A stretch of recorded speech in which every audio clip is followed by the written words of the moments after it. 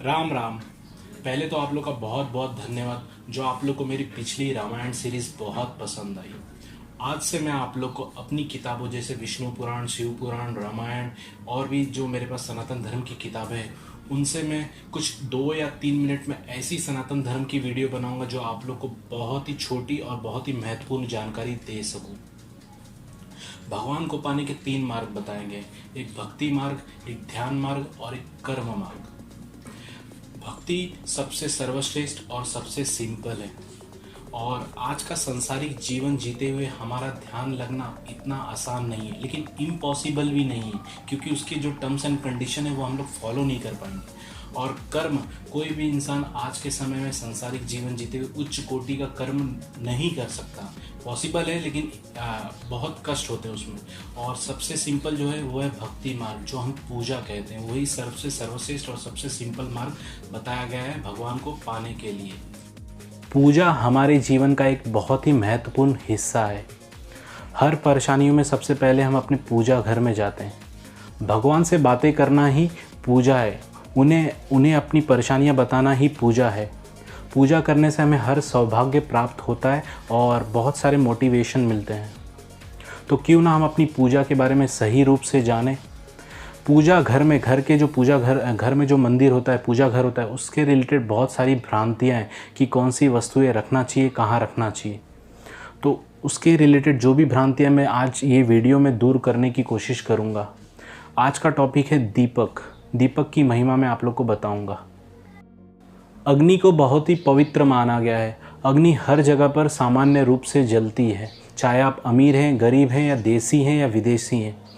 अग्नि एक ऐसी चीज़ है जिसमें कोई मिलावट नहीं कर सकता। यही कारण है कि जब हम शादी करते हैं तो अग्नि के 7 फेरे लेते हैं और अग्नि के सामने 7 वचन लेते हैं, क्योंकि ये बहुत ही पवित्र माना गया है। अग्नि हमारे घर के लिए भी बहुत इम्पॉर्टेंट है, जो मैं अभी बताने वाला हूँ आप लोग को। दीपक घर में कैसे प्रज्वलित करते हैं ये मैं बताता हूँ आप लोग को। जिस घर में दीपक प्रज्वलित होता है उस घर से हानिकारक तत्व और जो बैक्टीरिया होते हैं वह कम होते हैं। यही कारण है कि उस घर में रोग भी कम होते हैं। वास्तुशास्त्र के हिसाब से जिस घर में दीपक सुबह और शाम जलता है उस घर का सूर्य और चंद्रमा बहुत ही मजबूत होता है। अगर आपके घर का सूर्य और चंद्रमा स्ट्रांग है तो आपका भी सूर्य और चंद्र ग्रह स्ट्रांग होंगे।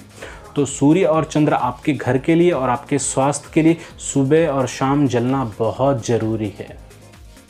हम हमारे घर के पूजा घर में 3 प्रकार के दीपक जला सकते हैं। जैसे कि आप एक पीतल के दीपक जला सकते हैं, आटे के दीपक जला सकते हैं और एक मिट्टी के जो दीपक होते हैं वो जला सकते हैं। दीपक सूर्य उदय के समय और सूर्यास्त के समय जलाना बहुत अच्छा होता है। दीपक जलाने के लिए आपको देसी घी का इस्तेमाल कर सकते हैं आप, या फिर मस्टर्ड ऑयल जो हम सरसों के तेल बोलते हैं, या तिल के तेल जो सीसम ऑयल या पंचम ऑयल होता है वो आप इस्तेमाल कर सकते हैं। दीपक जलाने के लिए बहुत सारे शुभ समय, जिसका शनि वीक है तो शनि के समय जलाता है, जिसका गुरु वीक है तो गुरु से लेके बुध शुक्र तक जलाता है। ऐसे बहुत सारे टर्म्स एंड कंडीशन होते हैं अपने प्लैनेट्स को स्ट्रॉन्ग करने के लिए।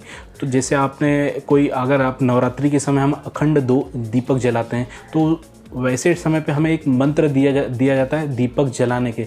जैसे कि मंत्र मैं यहाँ लगा देता हूँ, आप लोग पढ़ लेना। शुभम करतो कल्याणम शत्रु बुद्धि विनाश, ये मैं लगा देता हूँ, आप लोग पढ़ लेना। अगर आप लोग को ये मंत्र नहीं आते तो उसके लिए एक आसान मंत्र दिया गया है, वही अग्निदेव का। जैसे ओम अग्निदेवाय नमः, यह आप 11 बार बोलेंगे। जब भी कोई अखंड ज्योति या दीपक जलाना हो कोई शुभ कार्य के लिए तो यह मंत्र आप 11 बार जरूर बोलना, फिर उसके बाद अग्नि प्रज्वलित करना।